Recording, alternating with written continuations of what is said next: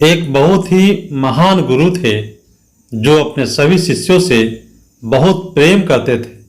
अपने शिष्यों के हर गुणों और कमियों के बारे में पता कर उन्हें भविष्य के लिए तैयार करते थे। उनका एक ही मात्र लक्ष्य था कि उनका हर एक शिष्य जीवन के हर पड़ाव पर हिम्मत से आगे बढ़े। उनके सभी शिष्यों में से एक शिष्य ऐसा था जो अत्यंत भोला था, स्वभाव का बड़ा ही कोमल और सरल विचारों वाला था, लेकिन वह बहुत ज्यादा आलसी था।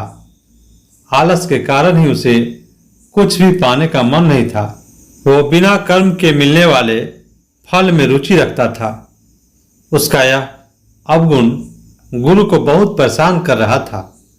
वे दिन रात अपने उसी शिष्य के विषय में सोच रहे थे। एक दिन उन्होंने पारस पत्थर की कहानी अपने सभी शिष्यों को सुनाई। इस पत्थर के बारे में जानने के लिए सबसे अधिक जिज्ञासु वही शिष्य था। यह देख गुरु उसकी मंशा समझ गए। वे समझ गए कि यह आलसी है, इसलिए उसे इस जादुई पत्थर की लालसा है। लेकिन यह मूर्ख यह नहीं जानता कि जो व्यक्ति कर्महीन होता है उसकी सहायता तो स्वयं भगवान भी नहीं कर सकते, और ये तो बस एक साधारण पत्थर है। यह सोचते सोचते गुरु ने सोचा कि यही सही वक्त है इस शिष्य को आलसी के अवगुणों से अवगत कराने का। ऐसा सोच गुरुजी ने उस शिष्य को अपनी कुटिया में बुलाया। कुछ क्षण बाद कुटिया के भीतर शिष्य ने प्रवेश किया और गुरुजी को सिर झुकाकर प्रणाम किया। गुरु ने आशीर्वाद देते हुए कहा, बेटा, मैंने आज जिस पारस पत्थर की कहानी सुनाई वो पत्थर मेरे पास है और तुम मेरे प्रिय शिष्य हो, इसलिए मैं वो पत्थर सूरज उदय से लेकर सूर्यास्त तक के लिए तुम्हें देना चाहता हूं। तुम उससे जो करना चाहो कर सकते हो। तुम्हें जितना स्वर्ण चाहिए तुम इस पत्थर से बताए गए इस समय के अंदर बना सकते हो। यह सुनकर शिष्य की खुशी का ठिकाना न था। गुरुजी ने उसे प्रातः सूर्योदय होने पर पत्थर देने का कहा। रात भर वह इस पत्थर के बारे में सोचता रहा। दूसरे दिन शिष्य ने गुरुजी से पत्थर लिया और सोचने लगा कि कितना स्वर्ण मेरे जीवन के लिए काफी होगा, और इसी चिंतन में उसने आधा दिन निकाल दिया। भोजन कर वो अपने कक्ष में आया।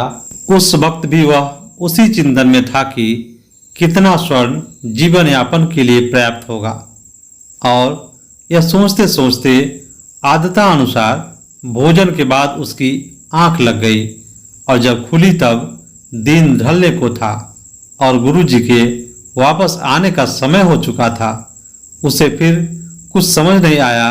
इतने में गुरुजी वापस आ गए और उन्होंने पत्थर वापस ले लिया।